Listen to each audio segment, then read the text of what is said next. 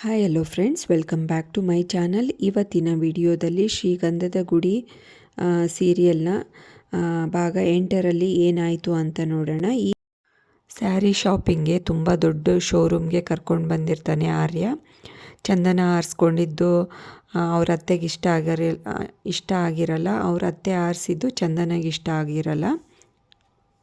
ಅಷ್ಟರಲ್ಲಿ ಆರ್ಯ ಬಂದು ಚಂದನ ಆರಿಸಿರೋದೇ ಚೆನ್ನಾಗಿದೆ, ಹೇಗಿದ್ದರೂ ಅವಳೇ ತಾನೇ ಉಟ್ಕೊಳೋದು, ಅವಳಿಗೆ ಆರ್ಸಕ್ಕೆ ಬಿಡೋಣಮ್ಮ ಅಂತ ಅವರಮ್ಮಗೆ ಹೇಳ್ತಾನೆ.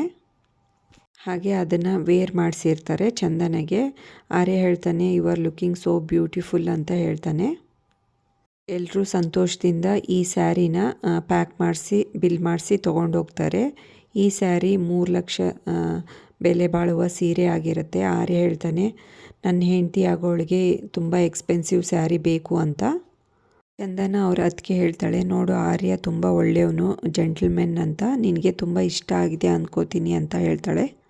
ಇತ್ತ ಮುತ್ತುರಾಜ್ ಕೆಲಸಕ್ಕೆ ಬಂದಿರ್ತಾನೆ. ಕೆಲಸದಲ್ಲಿ ಎಲ್ಲರೂ ಹೇಳ್ತಾರೆ, ಏನಣ್ಣ ರೋಡಲ್ಲಿ ಹಾಗಾಯ್ತಲ್ಲ, ಅದಕ್ಕೋಸ್ಕರ ಮನಸ್ಸು ಬೇಜಾರು ಮಾಡಿಕೊಂಡು ಕೆಲಸಕ್ಕೆ ಬರಲ್ಲ ಅಂತ ಅಂದ್ಕೊಂಡಿದ್ವಿ ಅಂತ ಹೇಳ್ತಾರೆ. ಅದರಲ್ಲಿ ಏನಿದೆ, ಮುಂಚೆನೂ ನನಗೆ ಇದೇ ಥರ ಆಗಿತ್ತಲ್ವ, ಅದಕ್ಕೆಲ್ಲ ಕೆಲಸ ಬಿಟ್ಟು ಕೂರೋಕ್ಕಾಗಲ್ಲ ಅಂತ ಹೇಳಿ ಬನ್ನಿ ಎಲ್ಲ ಕೆಲಸ ಮಾಡೋಣ ಅಂತ ಕೆಲಸ ಮಾಡ್ತಾ ಇರ್ತಾರೆ. ಅಷ್ಟರಲ್ಲಿ ಹರಿ ಬರ್ತಾನೆ. ಅಣ್ಣ ಇಷ್ಟುವರೆಗೂ ಬಂದುಬಿಟ್ಟು ಅವರು ಇವಾಗ ಈ ಥರ ಮಾತಾಡಿ ಹೋದ್ರಲ್ಲ ಅಣ್ಣ, ನನಗಂತೂ ತುಂಬ ಬೇಜಾರಾಗುತ್ತೆ. ಈ ಥರ ನೀನು ಹೇಗೆ ಇವೆಲ್ಲ ತಡ್ಕೋತೀಯ ಅಂತ ಹೇಳ್ತಾನೆ ಹರಿ. ಅದಕ್ಕೆ ಅಣ್ಣ ಮುತ್ತುರಾಜ್ ಹೇಳ್ತಾನೆ, ಮುಂದೆ ನಮಗೊಂದಿನ ತುಂಬ ಚೆನ್ನಾಗಿ ಆಗೇ ಆಗುತ್ತೆ, ಅದಕ್ಕೋಸ್ಕರ ಇವಾಗ ನಾವು ಕಷ್ಟಪಡೋದು ಅಂತ ಹೇಳಿ ಸಮಾಧಾನ ಪಡಿಸ್ತಾನೆ ತಮ್ಮಂಗೆ. ಅಣ್ಣ ನಾನು ಒಂದು ಮನೆಯಲ್ಲಿ ಕೆಲ್ಸಕ್ಕೆ ಹೋಗ್ತಿದ್ದೀನಲ್ಲ, ಅಲ್ಲೊಂದು ಹುಡುಗಿಗೆ ಒತ್ತಾಯದಿಂದ ಮದುವೆ ಮಾಡ್ತಾ ಇದ್ದಾರೆ. ನನಗೆ ಅವಳಿಗೆ ಏನು ಸಹಾಯ ಮಾಡೋಕ್ಕಾಗ್ತಾ ಇಲ್ಲ ಅಂತ ಬೇಜಾರಾಗ್ತಾ ಇದೆಯಣ್ಣ. ಅವಳಿಗೆ ತುಂಬ ಒತ್ತಾಯದಿಂದ ಮದುವೆ ಮಾಡ್ತಾ ಇದ್ದಾರಣ್ಣ. ಅವಳಿಗಂತೂ ಅವಳಿಗೆ ಒಂಚೂರು ಇಷ್ಟನೇ ಇಲ್ಲ ಈ ಮದುವೆ ಅಂತ ಹೇಳ್ತಾನೆ. ನಾವು ಇನ್ನೊಬ್ಬರಿಗೆ ಸಹಾಯ ಮಾಡಿದರೆ ಅದು ನಮಗೆ ಒಳ್ಳೆಯದಾಗೇ ಆಗುತ್ತೆ ಅಂತ ಅಣ್ಣ ಸಜೆಷನ್ ಕೊಡ್ತಾನೆ. ಈ ಮಾತನ್ನು ಕೇಳಿ ಹರಿಗೆ ಪ್ರಾಬ್ಲಮ್ ಸಾಲ್ವ್ ಆಯಿತು ಅಂತ ಹೊರಟೋಗ್ತಾನೆ. ಇತ್ತ ಆರ್ಯನ್ ಮನೆಯಲ್ಲಿ ಚಂದನ ಬಟ್ಟೆ ಜೋಡಿಸ್ಕೋತಾ ಇರ್ತಾಳೆ. ವಾರ್ಡ್ರೋಬಲ್ಲಿ ಒಂದು ಕಾಕ್ರೋಚ್ ಕಾಣಿಸುತ್ತೆ. ಚೀರ್ಕೊಂಡು ಅದಕ್ಕೆ ಅಂತ ಕೂಗ್ತಾಳೆ. ಅಷ್ಟರಲ್ಲಿ ಅದಕ್ಕೆ ಮತ್ತು ಆರ್ಯನ್ ತಾಯಿ ಬಂದು ಕಾಕ್ರೋಚ್ ನೋಡ್ತಾರೆ. ಅತ್ತೆ ಹೇಳ್ತಾಳೆ, ನಿನ್ನ ಬ್ಯಾಗಿಂದನೇ ತಂದಿರಬೇಕು, ನಮ್ಮ ಮನೆಯಲ್ಲಿ ಒಂದು ಕಾಕ್ರೋಚ್ ಇಲ್ಲ. ಆರ್ಯ ನೋಡಿದರೆ ತುಂಬ ಕೂಗಾಡ್ತಾನೆ, ಸಿಟ್ಟು ಮಾಡ್ಕೋತಾನೆ. ಈ ಕಾಕ್ರೋಚ್ನ ಮೊದಲು ಹೊರಗಡೆ ಬಿಸಾಕು ಅಂತ ಅವ್ರ ಅತ್ತೆ ಹೇಳಿ ಹೊರಟೋಗ್ತಾಳೆ. ಅದಕ್ಕೆ ಚಂದನ ಬೇಜಾರಾಗ್ತಾಳೆ. ಅದಕ್ಕೆ ಹೇಳ್ತಾಳೆ, ಬೇಜಾರಾಗಬೇಡಮ್ಮ ಅಂತ ಹೇಳಿದಾಗ ಅದಕ್ಕೆ ಚಂದನ ಹೇಳ್ತಾಳೆ, ಅದಕ್ಕೆ ನೀವು ಎವ್ರಿ ಟೈಮ್ ನನ್ನನ್ನೇ ಸಮಾಧಾನ ಮಾಡೋಕ್ಕೆ ಬರ್ತೀರಾ ಅಂತ ಹೇಳಿ ಬೇಜಾರಾಗಿ ಚಂದನ ಹೊರಗಡೆ ಹೋಗ್ಬಿಡ್ತಾಳೆ. ಆರ್ಯ ಬಿಸ್ನೆಸ್ ಕಾಲಲ್ಲಿರ್ತಾನೆ. ಹಾಗೆ ಗೇಮಿಂಗು ಜಿಮ್ಮು ಅಂತ ಟೈಮ್ ಸ್ಪೆಂಡ್ ಮಾಡಿಕೊಂಡು ಫೋನ್ ಕಾಲಲ್ಲಿರುವಾಗ ಅಣ್ಣ ಅದಕ್ಕೆ ಬಂದು ವಿಚಾರಿಸ್ಕೋತಾರೆ. ಸ್ವಲ್ಪ ಚಂದನನ್ನು ಹೊರಗಡೆ ಕರ್ಕೊಂಡೋಗಿ ಅವಳಿಗೂ ಟೈಮ್ ಸ್ಪೆಂಡ್ ಮಾಡ್ದಂಗೆ ಆಗುತ್ತೆ ಆರ್ಯ ಅಂತ ಆರ್ಯಂಗೆ ರಿಕ್ವೆಸ್ಟ್ ಮಾಡ್ಕೋತಾರೆ.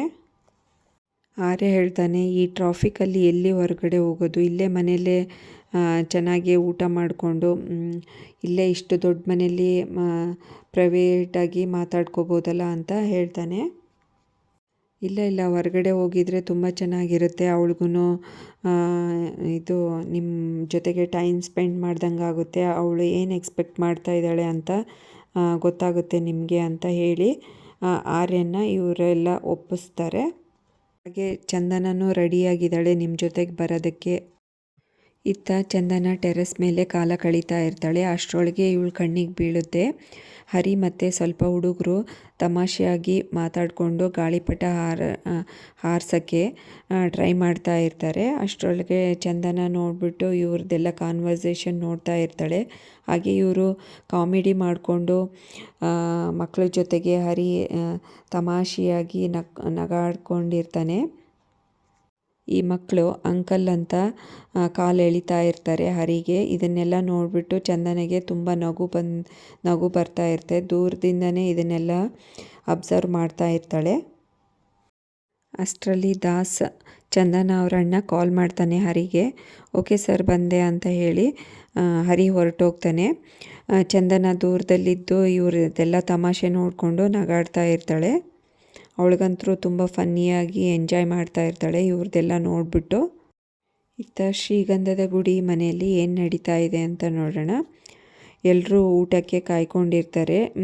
ಮುತ್ತುರಾಜ್ ಸಾಂಬಾರು ಮಾಡ್ತಾ ಇರ್ತಾನೆ. ಅವರಪ್ಪ ಕೇಳ್ತಾನೆ, ಮುತ್ತು ಅಡುಗೆ ಆಯ್ತೇನೋ ಅಂತ ಕೇಳಿದಾಗ, ಇನ್ನೊಂದು 10 ನಿಮಿಷ ಇರಪ್ಪ, ಅಡುಗೆ ಮುಗ್ದೋಗುತ್ತೆ ಅಂತ ಹೇಳ್ತಾನೆ.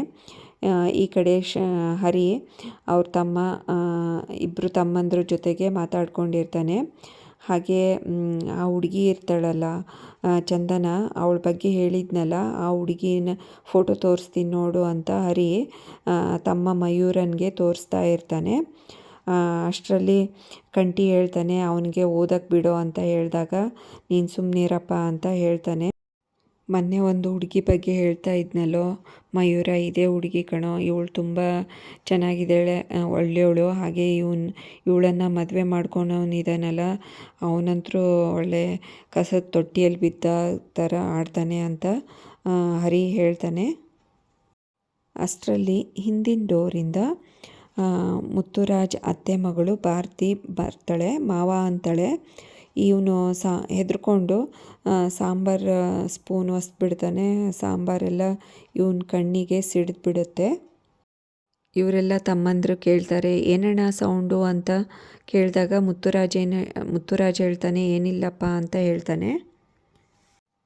ಅಷ್ಟರೊಳಗೆ ಅವ್ರ ಅತ್ತೆ ಮಗಳು ಒಳಗಡೆ ಬಂದು, ಯಾಕೆ ಮಾವ ಇದು ಸಾಂಬಾರು ಚೆಲ್ಕೊಂಬಿಟ್ಟಿದೀಯಾ ಅಂತ ಹೇಳ್ತಾನೆ. ನನಗೆ ನೀನು ಜೋರಾಗಿ ಕೂಗ್ದೆಯಲ್ಲಮ್ಮ, ಅದಕ್ಕೋಸ್ಕರ ಅಂತ ಹೇಳ್ತಾನೆ ಮುತ್ತುರಾಜ್. ಬಾಯಲ್ಲಿ ಇದು ಸಾಂಬಾರು ಕಣ್ಣಿಗೆಲ್ಲ ಚೆಲ್ಲಿ ಹೋಗಿದೆಯಲ್ಲ, ಊದ್ತೀನಿ ಅಂತ ಹೇಳ್ತಾಳೆ.